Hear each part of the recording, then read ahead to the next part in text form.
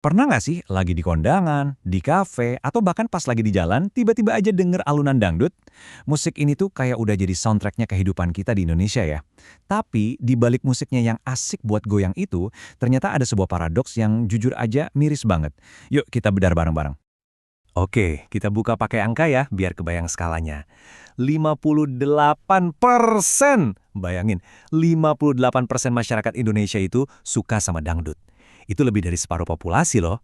Angka ini bukan cuma statistik biasa, ini bukti kalau dangdut itu kekuatannya masif banget di negeri ini. Dan disinilah letak ironinya. Kalimat ini nyelekit banget dan datangnya langsung dari sang raja dangdut sendiri.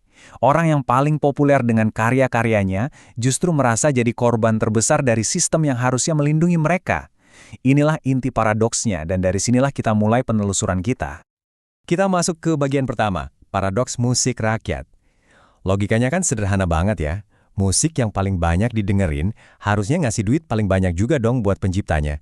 Tapi ternyata faktanya malah kebalikannya. Kondisinya bahkan disebut sangat memilukan. Sampai ada istilahnya sendiri, dan ini jujur nyesek banget dengernya. Minus. Minus ini bukan berarti untungnya tipis ya, bukan. Ini artinya nombok, alias rugi. Bayangin deh, udah keluar biaya, waktu, energi buat bikin lagu, royalti yang didapat bertahun-tahun kemudian malah nggak bisa nutupin modal awalnya. Ini kan aneh banget. Terus kok bisa begini, apa yang salah? Nah, mari kita geser ke bagian kedua untuk lihat akar masalahnya.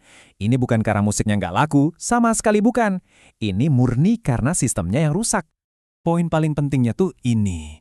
Masalahnya bukan di musiknya, karena pendengarnya banyak banget. Masalahnya ada di, ibaratnya pipa distribusinya. Sistem buat ngumpulin dan bagiin royalti itu bocor di mana-mana. Jadi airnya nggak pernah nyampe ke yang berhak. Terus, bocornya di mana? Nah, ini yang bikin gemas. Bahkan pemain-pemain besar loh, stasiun TV, radio, jaringan karaoke raksasa yang notabene udah punya perjanjian resmi, ternyata banyak banget yang sengaja nggak bayar kewajibannya. Artinya, ini bukan kelupaan, ini pengabaian. Mereka tahu aturannya, tapi ya cuek aja. Metafora ini pas banget buat ngegambarin Lembaga Manajemen Kolektif Nasional atau LMKN. Seharusnya mereka ini kan yang ditunjuk negara buat nagih royalti. Tapi kenyataannya, mereka nggak punya kekuatan buat maksa. Punya perjanjiannya, tapi nggak punya taring buat negakinnya. Macan ompong. Nah, kalau mekanisme pasar udah nggak jalan, hukum juga tumpul, mata kita pasti ngelihat ke satu pihak, pemerintah, sang wasit yang harusnya mastiin aturan mainnya adil. Disinilah kita nemuin masalah yang lebih dalam lagi. Ungkapan belum hadir ini dalam banget maknanya. Ini bukan sekedar keluhan, ini kritik ke sistemnya. Ini nunjukin adanya kekosongan. Bukan berarti pemerintah nggak ngapa-ngapain, tapi kehadirannya buat proaktif ngebangun, melindungi, dan ngembangin ekosistem seni itu yang dirasa belum ada. Terus, kehadiran pemerintah yang ideal itu kayak gimana sih? Coba deh kita bandingin. Di Amerika Serikat, seni itu dianggap aset ekonomi yang strategis.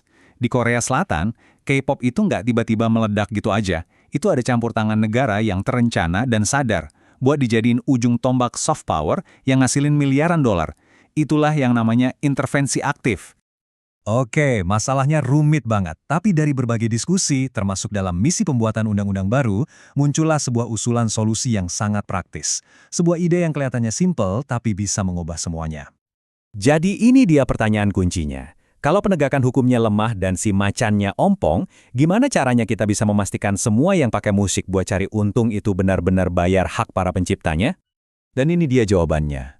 Sebuah ide yang brilian, karena saking sederhananya. Mau bisnis karaoke, radio, atau TV Anda terus jalan secara legal? Gampang, buktiin dulu kalau Anda udah lunas bayar royalti. Sesimpel itu. Mekanismenya ini pinter banget karena nggak perlu bikin lembaga baru dari nol, cuma nebeng di sistem perizinan yang udah ada. Semua bisnis kan harus perpanjang izin secara berkala, nah tinggal tambahin satu syarat baru, lampirkan bukti lunas royalti. Konsekuensinya jelas, nggak ada bukti itu, izin nggak keluar, bisnis jadi ilegal. Kepatuhan yang tadinya cuma himbauan, sekarang jadi sebuah keharusan. Dari solusi yang taktis ini, kita bisa lihat ada visi yang jauh lebih besar di baliknya. Perjuangan ini bukan cuma soal uang, tapi soal valuasi, tentang bagaimana kita sebagai sebuah bangsa menghargai dangdut. Jadi perjuangannya ada di dua jalur sekaligus. Di satu sisi, berjuang biar dapur tetap ngebul lewat royalti yang adil. Di sisi lain, berjuang menaikkan gengsi dangdut di panggung dunia. Keduanya ini harus jalan bareng.